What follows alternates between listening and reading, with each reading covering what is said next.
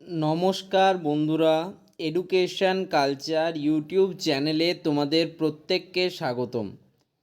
তো তোমরা যারা Maulana Abul Kalam Azad university of technology west বেঙ্গলের আন্ডারে বর্তমানে 2025-26 শিক্ষাবর্ষের তোমরা তোমাদের অড সেমিস্টার এক্সামিনেশন নিয়ে যথেষ্ট চিন্তিত রয়েছো।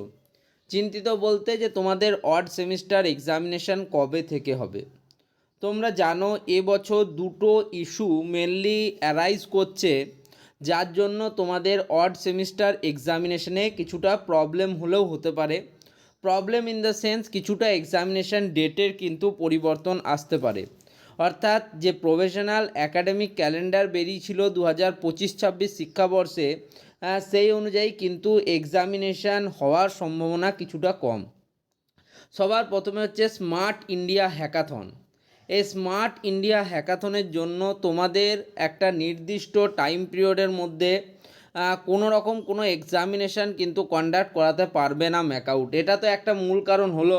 এর সাথে আছে তোমরা জানো প্রত্যেক বছর কিন্তু নতুন স্টুডেন্টরা বিটেকের তোমাদের ল্যাটারাল এন্ট্রি থ্রু অ্যাডমিশান নেয়। সেক্ষেত্রে তারা ডাইরেক্ট কিন্তু সেকেন্ড ইয়ার থার্ড সেমিস্টারে অ্যাডমিশান নেয়। তো সেক্ষেত্রে সেই সমস্ত স্টুডেন্টরাও তো তোমাদের আপকামিং যে এক্সামিনেশান বা অড সেমিস্টার এক্সামিনেশান তাতে পার্টিসিপেট করবে। তো যদি সেই সমস্ত স্টুডেন্টরাও পার্টিসিপেট করে, তাহলে কি করে এই একাডেমিক ক্যালেন্ডার অনুযায়ী তোমাদের থিওরি এক্সামিনেশান সেটা 28 নভেম্বর থেকে শুরু হতে পারে। তো সেই হিসেবে তোমরা একটা জিনিস বুঝতেই পারছো যে এক্সামিনেশান পিছোবার একটা কিন্তু চূড়ান্ত সম্ভাবনা দেখা যাচ্ছে, অন্তত এই বছরের ক্ষেত্রে তাই বলা যায়। তো তোমাদের জানিয়ে রাখি, তোমাদের অলরেডি কিন্তু CA1, CA2 এবং PCA1 এই এক্সামিনেশানগুলো তোমরা কিন্তু অলরেডি কমপ্লিট করে ফেলেছো। এখনও তোমাদের CA3 এবং CA4 এক্সামিনেশান কিন্তু বাকি রয়েছে। তো সেই পার্সপেক্টিভ থেকে দেখতে গেলেও এই এক্সামিনেশানগুলির যদি এক্স্যাক্ট ডেট টাইম লাইন জিজ্ঞেস করো, তো সেটা কিন্তু ম্যাকআউট থেকে দেখো প্রকাশ করা হয়েছে। তোমাদের CA3 এক্সামিনেশান শুরু হওয়ার কথা 13ই অক্টোবর 2025 থেকে এবং চলার কথা 18ই অক্টোবর অবধি।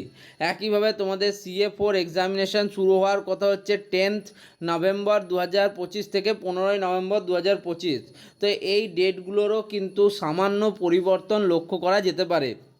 অর্থাৎ এক কথায় বলতে গেলে তোমাদের এই অড সেমিস্টার কিন্তু অনেক কাল ধরে প্রবলেমেটিক অ্যারাইজ করছে। ঠিক আছে, অন্যান্য যদি ইভেন্ট সেমিস্টারের কথা বলি তার ক্ষেত্রে কিন্তু এই প্রবলেমটা আসে না, তবে অড সেমিস্টারের ক্ষেত্রে বহুদিন ধরেই এই প্রবলেমটা কিন্তু লক্ষ্য করা গেছে।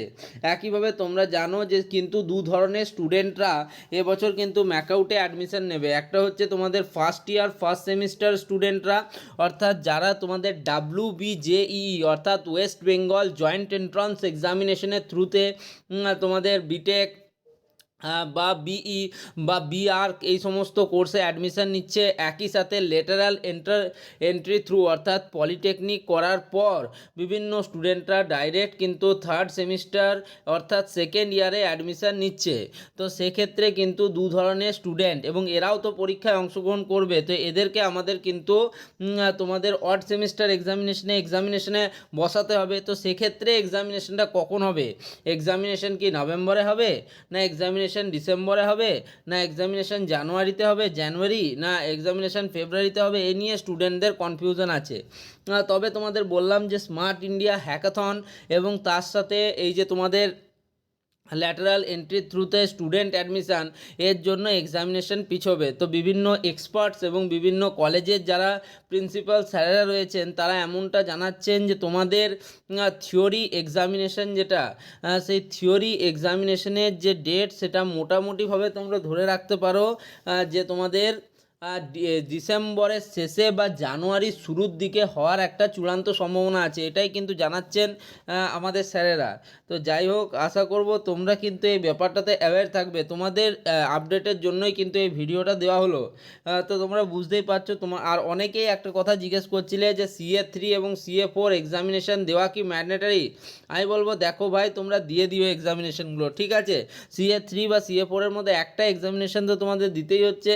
আমি চাইবো চাইবো যে তোমরা কিন্তু দুটোই এক্সামিনেশান অ্যাটেন্ড করো, ভালো করে তোমরা কিন্তু এক্সামিনেশান দাও, কারণ এই এক্সামিনেশনের কিন্তু ম্যাকআউটের তোমাদের মার্কসের ক্ষেত্রে খুব ইম্পর্টেন্স রয়েছে এগুলোর আলাদা আলাদাভাবে। তো এসব নিয়ে ডিটেলসে অন্য ভিডিওতে আলোচনা করবো। এই ভিডিওটা এখানেই শেষ করছি, ধন্যবাদ।